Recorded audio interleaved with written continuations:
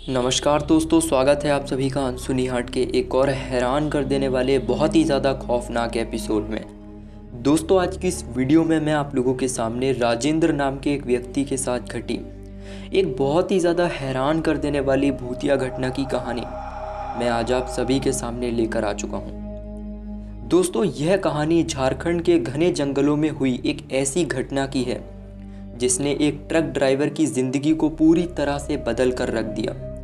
दोस्तों, राजेंद्र जो पेशे से एक ट्रक ड्राइवर था, जो कि करीब पिछले 15 सालों से ट्रक चलाया करता था। हर तरह का रास्ता, हर चुनौती उसने पार कर रखी थी, लेकिन जो उसने एक रात देखा और झेला वो उसकी ज़िंदगी का सबसे डरावना अनुभव साबित हुआ। दोस्तों, उस रात राजेंद्र कोयले से भरा ट्रक लेकर हाजरीबाग से रांची जा रहा था। गाड़ी में रात के 2 बज रहे थे और आसमान में घने बादल छाए हुए थे और बारिश हो रही थी। सड़कें वीरान थीं और ट्रक की हेडलाइट्स की सेवाएं बंद हो चुकी थीं। चारों तरफ अंधेरा और जंगल का सन्नाटा फैला हुआ था। दोस्तों, सड़क के एक मोड़ पर राजेंद्र को दूर सड़क किनारे सफ़ेद साड़ी में लिपटी हुई एक आकृति दिखाई पड़ी। उसने भीगे हुए बाल चेहरे पर चिपके हुए थे और उसका सर नीचे को झुका हुआ था। दूर से वो एक औरत की परछाई मानो मालूम पड़ रही थी। दोस्तों, राजेंद्र ने पहले उसे अनदेखा किया और ट्रक आगे बढ़ा लिया, लेकिन न जाने क्यों उसने मन में अजीब सी बेचैनी होने लगी। उसने कुछ दूर जाकर ट्रक रोक लिया और रिवर्स गियर वापस लगा दिया। औरत तो वहीं खड़ी थी, जैसे उसका इंतज़ार ही कर रही हो। दोस्तों, राजेंद्र ने खिड़की खोलकर पूछा, इतनी रात को यहाँ अकेली क्यों खड़ी हो? कहाँ जाना है आपको?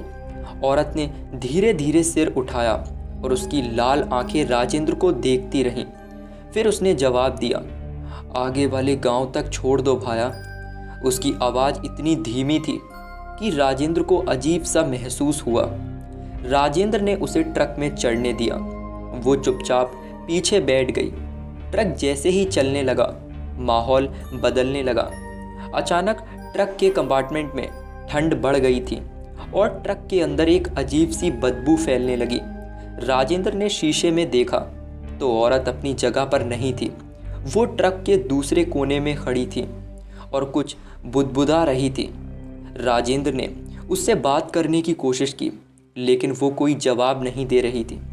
फिर अचानक वो ज़ोर ज़ोर से हंसने लगी। उसकी हंसी इतनी डरावनी और ख़तरनाक थी कि राजेंद्र के हाथ से स्टीयरिंग पर कांपने लगा। जब उसने रियर व्यू मिरर में देखा तो औरत का चेहरा पूरी तरह से बदल चुका था। उसकी आंखों से खून बह रहा था और उसके होंठ विकृत हो चुके थे, मानो कि किसी ने उसके होंठों पर चाकू मार दिया हो। दोस्तों, ट्रक अचानक अपने आप रुक गया। ट्रक का इंजन बंद हो गया था और चारों तरफ घना अंधेरा छा गया। दोस्तों, राजेंद्र ने ट्रक से उतरने की बहुत कोशिश की, लेकिन दरवाज़ा लॉक हो चुके थे। औरत ने अपने लंबे नाखूनों से ट्रक की सीट पर खरोंचने डालना चालू कर दी। दोस्तों, राजेंद्र जैसे तैसे दरवाज़ा खोलकर बाहर निकला, लेकिन ट्रक से बाहर आते ही उसने देखा कि सड़क पर एक और परछाई खड़ी थी। वो परछाई धीरे धीरे उसकी ओर बढ़ रही थी। जब वो करीब आई तो राजेंद्र ने देखा कि वो एक आदमी था, लेकिन उसके पैर उल्टे थे। आदमी ने राजेंद्र की ओर इशारा किया और ज़ोर से चिल्लाया, यह जगह छोड़ दे वरना तेरी मौत हो जाएगी। दोस्तों, राजेंद्र को लगा कि उसके पैरों ने ज़मीन पकड़ ही ली हो। वो अपनी जगह से मानो हिल ही नहीं पा रहा था। राजेंद्र ने किसी तरह खुद को संभाला और वापस ट्रक में भागकर बैठ गया। उसने ट्रक स्टार्ट करने की बहुत कोशिश की, लेकिन इंजन ने जवाब दे दिया था। तभी ट्रक की खिड़कियों पर ज़ोर ज़ोर से किसी के खटकाने की आवाज़ें आने लगीं। जब उसने देखा तो वही औरत ट्रक की खिड़की पर चढ़ी हुई थी। उसके बाल खुले हुए थे और वो अपने सिर को ज़ोर ज़ोर से मार रही थी। खिड़की पर खून के निशान बन गए थे। राजेंद्र ने आखिरी बार हिम्मत जुटाई, ट्रक स्टार्ट किया और तेज़ी से वहाँ से निकल पड़ा। दोस्तों, राजेंद्र जैसे तैसे सड़क पर आगे बढ़ा, लेकिन उसे महसूस हुआ कि वो बार बार उसी जगह पर आ रहा था। सड़क कहीं ख़त्म ही नहीं हो रही थी। उसके ट्रक के आसपास अब कई परछाइयाँ चल रही थीं। हर परछाई के चेहरे विकृत और डरावने थे। सुबह के करीब 4 बजे राजेंद्र को ट्रक अपने आप सड़क किनारे रुकता महसूस होने लगा। जब उसने होश संभाला तो वो ट्रक के अंदर बेहोश पड़ा था। उसका सारा सामान गायब था और ट्रक पर खून के हाथों के निशान बन गए थे। उस दिन के बाद राजेंद्र ने कभी रात में ट्रक चलाने का फैसला नहीं किया। उसने कहा, सड़क पर हर साया इंसान होता है, कभी कभी वो रूह होती है जो आपसे बदला लेने का इंतज़ार करती है। तो दोस्तों, यह कहानी सिर्फ एक ड्राइवर की नहीं है। हमारे आसपास बहुत सी कहानियां हैं जो साबित करती हैं कि इस दुनिया से भरे लोग और ऐसे भी हैं जो हमें नुकसान पहुंचाना चाहते हैं, और हमें किसी भी अनजान व्यक्ति की मदद नहीं करनी चाहिए जो कि हमें ख़तरा बन जाए। तो दोस्तों, ये कहानी आपको कैसी लगी आप लोग कमेंट सेक्शन में ज़रूर बताइएगा। तो दोस्तों, बढ़ते हैं आपसे एक और नई कहानी में। दोस्तों, आगे की कहानी को शुरू करने से पहले, जो कि एक नई कहानी है, अगर आपने अभी तक हमारे चैनल को सब्सक्राइब नहीं किया है तो अभी कर लें, ताकि आप भी हमारे इस छोटे से परिवार का हिस्सा बन पाएँ। तो दोस्तों, चलिए शुरू करते हैं आगे की कहानी को, जो कि एक नई कहानी है। दोस्तों, आज की जो दूसरी कहानी है वो उत्तराखंड के ही एक बस कंडक्टर के साथ घटी थी, जिसने अपने सफ़र में ऐसी घटना का सामना किया जिसने उसकी ज़िंदगी बदल कर रख दी। दोस्तों, रात का अंधेरा, पहाड़ी रास्तों की खामोशी और एक रहस्यमयी सवारी, ये कहानी आपको झोंझो कर रख देगी। तो दोस्तों, ध्यान से सुनिएगा इस कहानी को। दोस्तों, रमेश, जो कि एक अनुभवी बस कंडक्टर पिछले 10 सालों से पहाड़ी इलाकों में बस चला रहा था। उसने हमेशा अपनी जिम्मेदारी निभाई और यात्रियों की सुरक्षा का पूरा ख्याल रखा। लेकिन एक रात वो पहाड़ी सड़कों पर आखिरी बस चला रहा था। बस में सिर्फ 4 लोग सवार थे, क्योंकि देर रात इन सड़कों पर सफ़र करने की हिम्मत कम लोगों की होती है। दोस्तों, रात के करीब 11 बजे मौसम खराब होने लगा। हल्की बारिश और कोहरे के रास्ते मुश्किल बना दे रहे थे। पहाड़ी सड़कें पहले से बहुत ज़्यादा खतरनाक लग रही थीं, लेकिन रमेश और ड्राइवर जगदीश को इस रूट की आदत पड़ चुकी थी। जैसे ही बस एक छोटे से गांव के पास पहुंची, सड़क किनारे एक आदमी खड़ा दिखा। उसने बस को हाथ देकर रुकने का प्रयास किया। रमेश ने ड्राइवर से ब्रेक लगाने को कहा। वो आदमी गहरे भूरे रंग का कोट पहने हुए था और उसका चेहरा कोहरे में छुपा हुआ था। दोस्तों, रमेश ने दरवाज़ा खोलकर पूछा, कहाँ जाना है भाई?